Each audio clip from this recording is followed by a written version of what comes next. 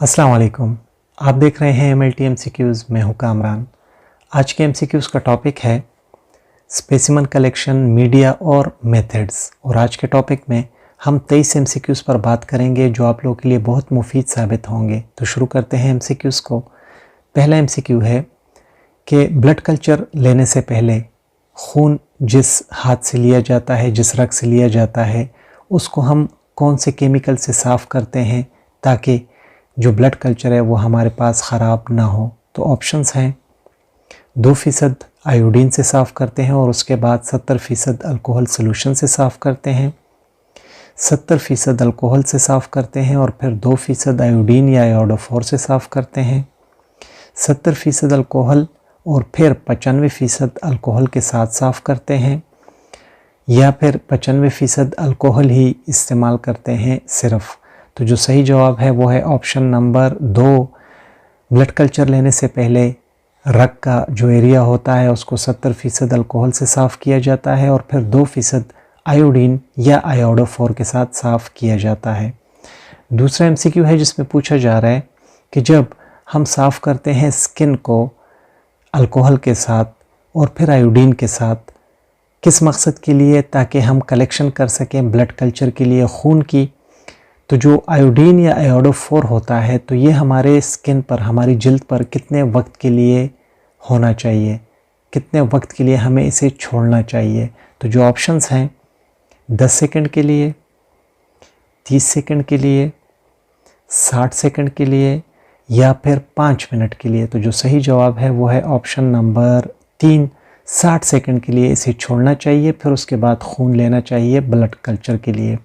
तीसरा जो MCQ है उसमें पूछा जा रहा है कि जब हम ब्लड कल्चर लेते हैं तो उससे पहले 0.025% से लेकर 0.50% तक सोडियम पॉलीइनिथॉल सल्फेट SPS हम डालते हैं न्यूट्रिएंट ब्रॉथ मीडिया में। तो ये डालने का मकसद क्या होता है ब्लड कल्चर लेने से पहले? तो जो ऑप्शंस हैं वो है ये फेगोसाइटोसिस और कंप्लीमेंट को रोकता है, ये ब्लड क्लॉट की फॉर्मेशन को बढ़ाता है, ये एनएरोब्स जो बैक्टीरिया हैं तो उसकी ग्रोथ अफजाइश में मदद मुहैया करता है, ये प्रिजर्वेटिव के तौर पर काम करता है, यानी ये माइक्रो ऑर्गेनिजम्स को उसमें फिक्स कर देता है। तो जो सही जवाब है वो है ऑप्शन नंबर 1, ये फेगोसाइटोसिस को और कंप्लीमेंट को रोकता है। तो हमारा ब्लड कल्चर टेस्ट सही होता है। जो चौथा MCQ है उसमें पूछा जा रहा है कि जो सेमी सॉलिड ट्रांसपोर्ट मीडिया है जैसे कि एमाइस है, स्टीवर्ट है, कैरी ब्लेयर है, ये बहुत मौजू हैं, सूटेबल हैं उन स्वाब्स के लिए जो हम ट्रांसपोर्ट करते हैं एक लैब से दूसरे लैब में कल्चर के लिए, ताकि ज़्यादातर पैथोजेंस का, माइक्रो ऑर्गेनिजम्स का पता लगाया जा सके, माँ सिवाय जो ऑप्शन दिया गया है जिसमें उस माइक्रो ऑर्गेनिज्म के लिए हम ये इस्तेमाल नहीं कर सकते, उसका पता आपने देना है। तो जो ऑप्शंस हैं वो है नाइसीरिया गनोरी, इंटीरोबैक्टीरियेसी, कंपाइलोबैक्टर फीटस और स्ट्रेप्टोकोकस नमूनी। तो जो सही जवाब है वो है ऑप्शन नंबर 1, नाइसीरिया गनोरी। जो 5वां MCQ है उसमें पूछा जा रहा है कि उस मेथड का आपने सिलेक्शन करना है जो कि एनएरोबिक बैक्टीरिया को अच्छी तरह से ग्रोथ कर सके, उसका पता लगा सके डीप एब्सेस से, यानी जिस जगह पर बहुत गहरा पीप मौजूद हो तो वहाँ से आप कैसे सैम्पलिंग करोगे, कौन सा मेथड यूज़ करोगे जिसकी मदद से आपके पास एनएरोबिक जो बैक्टीरिया है तो उसकी ग्रोथ आएगी कल्चर पर अच्छे तरीके से। तो जो ऑप्शंस हैं वो है कॉटन स्वैब का इस्तेमाल करोगे इस पीप वाले एरिया के लिए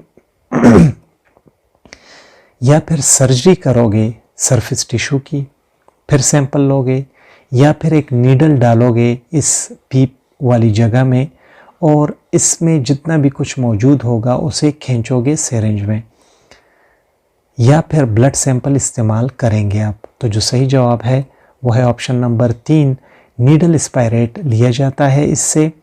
जब हम उस सरफेस को पहले अच्छी तरह से साफ़ कर लें तो वो नीडल जिसमें वो मटेरियल आया होता है उसको फिर हम कल्चर करते हैं। जो छठा एमसीक्यू है उसमें पूछा जा रहा है कि प्राइमरी और डिफरेंशियल मीडिया आपने बतानी है जिससे हम स्टूल में मौजूद पैथोजेंस का पता अच्छे से लगा सकें।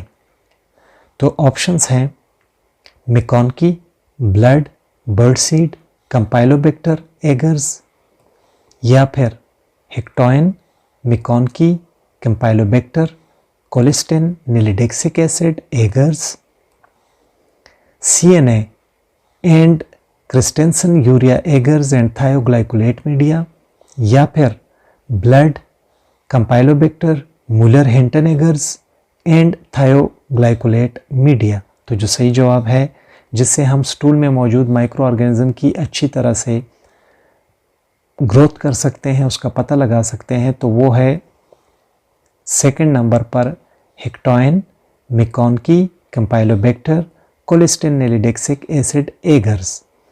जो सातवां एमसीक्यू है उसमें पूछा जा रहा है कि उस मीडिया का आप इंतखाब करें जिसकी मदद से हम विब्रियो कॉलरा का पता लगा सकते हैं, उसकी ग्रोथ ला सकते हैं एक स्टूल स्पेसिमन से।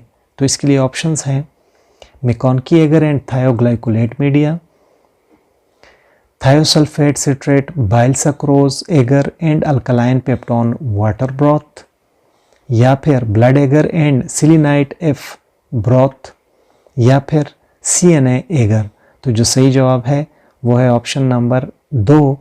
इसके लिए हम thiosulfate citrate, bile sucrose agar और अल्कलाइन पेप्टोन वाटर का ब्रॉथ अगर यूज़ करेंगे तो विब्रियो कॉलरा हमारे पास डिटेक्ट हो पाएगा। जो 8वां MCQ है उसमें पूछा जा रहा है कि कोलिस्टिन, निलिडेक्सिक एसिड एगर जो है तो ये ज़्यादातर कौन से माइक्रो ऑर्गेनिज्म की रिकवरी के लिए इस्तेमाल होता है जिसमें हमें माइक्रो ऑर्गेनिज्म का पता चल सके कौन सा माइक्रो ऑर्गेनिज्म है वो। तो ऑप्शंस हैं नाइसीरिया स्पीशीज़, इंटीरोबैक्टीरियेसी, सुडोमोनास एरोजिनोसा, या फिर स्टेफाइलोकोकस ऑरियस। तो जो सही जवाब है वो है ऑप्शन नंबर 4। ये स्टेफाइलोकोकस ऑरियस के लिए इस्तेमाल होता है। जो 9वां MCQ है उसमें पूछा जा रहा है कि जो ज़्यादातर ब्लड एगर के प्लेट्स होते हैं तो ये 5% से लेकर 10% रेड ब्लड सेल से बनाया जाता है, लेकिन ये रेड ब्लड सेल कहाँ से लिया जाता है, ये खून कहाँ से लिया जाता है जो बेस्ट हो। ऑप्शंस हैं भेड़ से, शीप से, घोड़ों से, इंसानों से, या फिर कुत्तों से। तो जो सही जवाब है वो है ऑप्शन नंबर 1। ये शीप वाला अगर खून हो तो ये बेहतरीन होता है ब्लड एगर के लिए। अगर शीप अवेलेबल ना हो तो फिर हम इंसान का खून इस्तेमाल कर सकते हैं। 10वां जो MCQ है उसमें पूछा जा रहा है कि जब नाइजीरिया गनोरिया की ग्रोथ को हम देखते हैं और इसको आइसोलेट करते हैं तो नीचे दिए गए ऑप्शन में हम सारे ऑप्शंस इस्तेमाल कर सकते हैं, लेकिन एक ऑप्शन हम जेनेटल स्पेसिमन के लिए इस्तेमाल नहीं कर सकते। तो वो ऑप्शन कौन सा है? ऑप्शंस हैं ट्रांसपोर्ट करेंगे जेनेटल स्वाब को चारकोल ट्रांसपोर्ट मीडियम में, प्लेट करेंगे हम स्पेसिमन को मॉडिफाइड थायर मार्टिन मीडियम में सबसे पहले, या फिर स्पेसिमन को हम लगाएंगे न्यूयॉर्क सिटी और मार्टिन लीविस एगर में, या फिर हम कल्चर लगाएंगे स्पेसिमन का एम्बियंट ऑक्सीजन पर 37 सेंटीग्रेड में। तो जो सही ऑप्शन है वो है ऑप्शन नंबर 4। कल्चर करेंगे हम डायरेक्टली ही स्पेसिमन को एम्बियंट ऑक्सीजन पर 37 सेंटीग्रेड पर।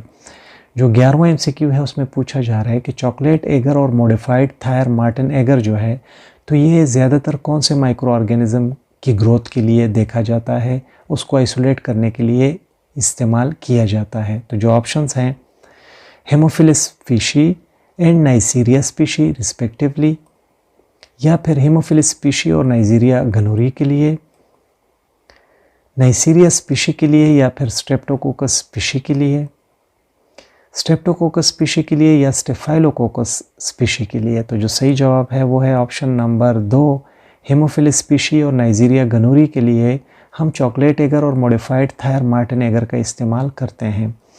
जो 12वां MCQ है उसमें पूछा जा रहा है कि जो साइक्लोसेरीन सिफोक्सिटिन फ्रक्टोज एगर है तो ये इस्तेमाल होता है कौन से माइक्रो ऑर्गेनिज्म की ग्रोथ लाने के लिए। तो जो ऑप्शंस हैं यर्सीनिया इंटीरोकोलिटिका, यर्सीनिया इंटरमीडिया, क्लोस्ट्रीडियम परफ्रिंजेंस या फिर क्लोस्ट्रीडियम डिफिसाइल। तो जो सही जवाब है वो है ऑप्शन नंबर 4, क्लोस्ट्रीडियम डिफिसाइल के लिए ये मीडिया इस्तेमाल किया जाता है।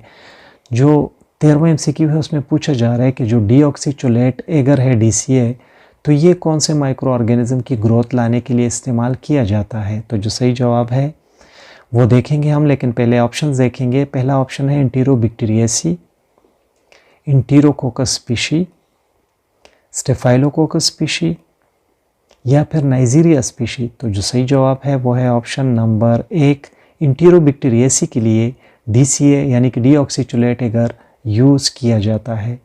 जो 14वां एमसीक्यू है उसमें पूछा जा रहा है कि ज़ाइलोज लाइसिन डीऑक्सीचोलेट XLD एगर जो है, तो ये एक बहुत ही हाईली सेलेक्टिव मीडियम है जो कि एक बैक्टीरिया की ग्रोथ लाने के लिए इस्तेमाल किया जाता है। तो वो बैक्टीरिया कौन सा है? ऑप्शंस हैं स्टेफाइलोकोकस स्पीशी नॉर्मल फ्लोरा से, यर्सीनिया स्पीशी जो कि हेक्टोइन एगर पर ग्रोथ नहीं करता, इंटीरोबैक्टीरियेसी गैस्ट्रोइंटेस्टाइनल स्पेसिमन से या फिर स्ट्रेप्टोकोकस स्पीशी स्टूल कल्चर से।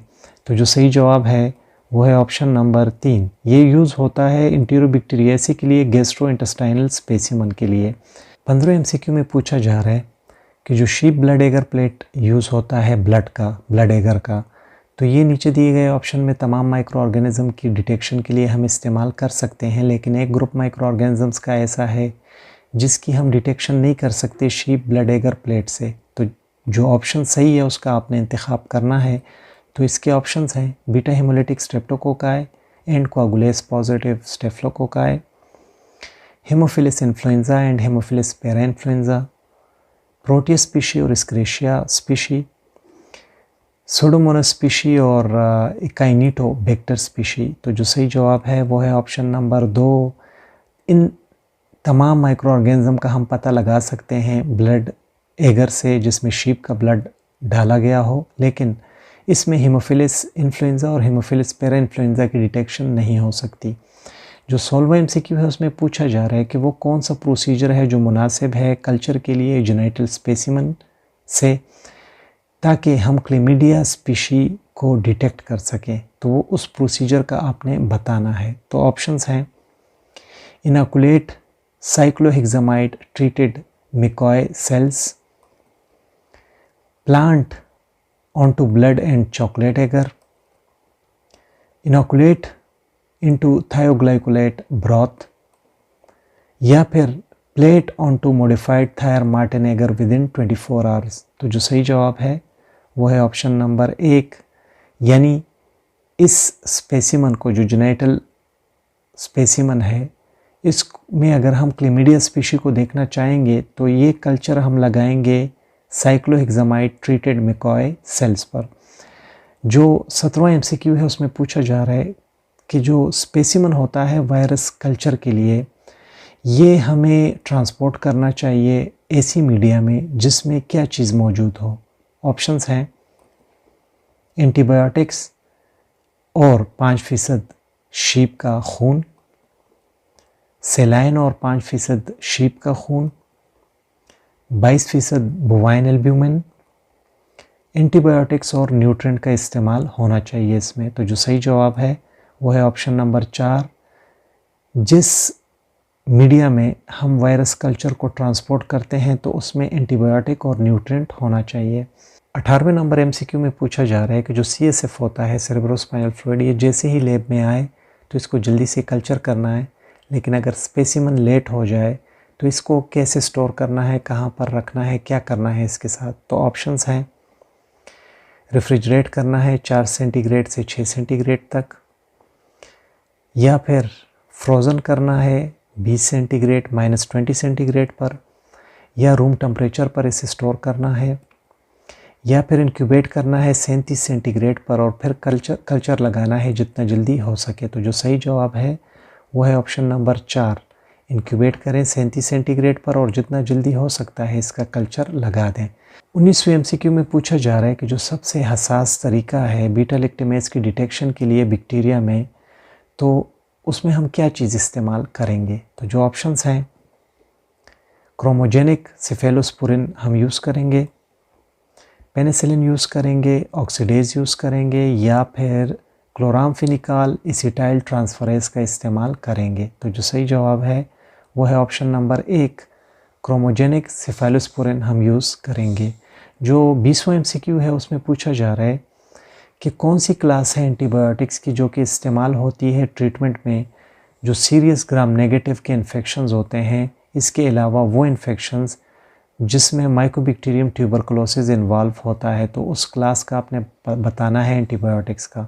तो ऑप्शंस हैं सेफेलोस्पोरिन्स, पेनिसिलिन, टेट्रासाइक्लिन्स या फिर अमाइनोग्लाइकोसाइड्स। तो जो सही जवाब है वो है ऑप्शन नंबर 4, अमाइनोग्लाइकोसाइड का इस्तेमाल करेंगे।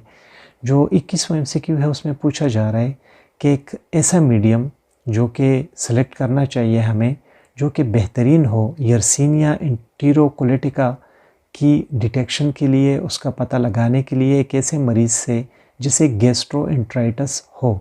तो ऑप्शंस हैं हेक्टोइन एगर यूज़ करेंगे, सेफ्सोलोडिन इर्गासान नोवोबायोसिन एगर हम यूज़ करेंगे, ब्लड एगर हम यूज़ करेंगे, या फिर यूसिन मिथाइलिन ब्लू एगर हम यूज़ करेंगे। तो जो सही जवाब है वो है ऑप्शन नंबर 2, सेफ्सोलोडिन इर्गासान नोवोबायोसिन, जिसे CIN एगर भी कहते हैं, इसका इस्तेमाल हम करेंगे।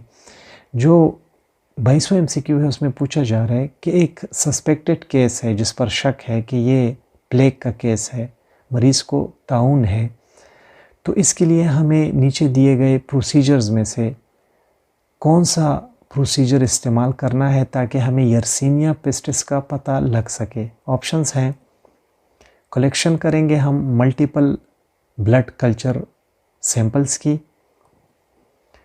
या फिर हम ब्लड कल्चर की इंक्यूबेशन करेंगे 28 से लेकर 35 सेंटीग्रेड तक, या फिर कल्चर हम करेंगे उस सैंपल को जिसे हमने एस्पायरेट किया होगा नीडल की मदद से, उस जगह से जहाँ पर बुबूज होंगे, यानी वो जगह जहाँ पर यर्सीनिया की वजह से स्वेलिंग हो जाती है लिम्फ नोड्स में, तो उसको हम मिकॉनकी एगर पर लगाएंगे रूम टेम्परेचर पर, या ऊपर दिए गए तीनों ऑप्शंस दुरुस्त हैं। तो जो सही जवाब है वो है ऑप्शन नंबर 4। ये तीनों ऑप्शंस हम इस्तेमाल करेंगे और इसकी मदद से हम यर्सीनिया पेस्टिस का पता लगाएंगे।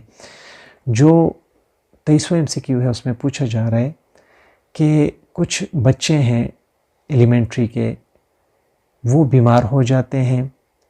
क्यों बीमार होते हैं? क्योंकि उन्होंने एक ऐसा गोश्त खाया है जो कि अच्छी तरह से पका नहीं था और ये स्कूल की कैफेटेरिया में बनाया गया था। तो इसमें जिस माइक्रो ऑर्गेनिज्म पर शक है वो इकोलाई हो सकता है, और इकोलाई का सीरोटाइप जो है 0157H7 है। ये मोस्टली रिकवर किया जाता है, इसकी डिटेक्शन की जाती है कौन से मीडिया पर। तो कौन सा मीडिया हम इसके लिए इस्तेमाल करेंगे, क्योंकि डॉक्टर को शक है कि ये इकोलाई की सीरोटाइप 0157H7 है, तो इसके लिए कौन सा मीडिया हम यूज़ करेंगे। तो ऑप्शंस हैं XLD agar, MacConkey agar with sorbitol, Hektoen agar. तो जो सही जवाब है वो है option number 3, MacConkey agar with sorbitol हम यूज़ करेंगे। तो इसकी मदद से हमें इकोलाई सीरोटाइप जो है 0157H7 इसका पता चलेगा। Thank you so much MLT MCQs देखने के लिए। वीडियो पसंद आई हो वीडियो को लाइक करें, दोस्तों के साथ शेयर करें, अपना बहुत सारा ख्याल रखें। अल्लाह हाफिज़।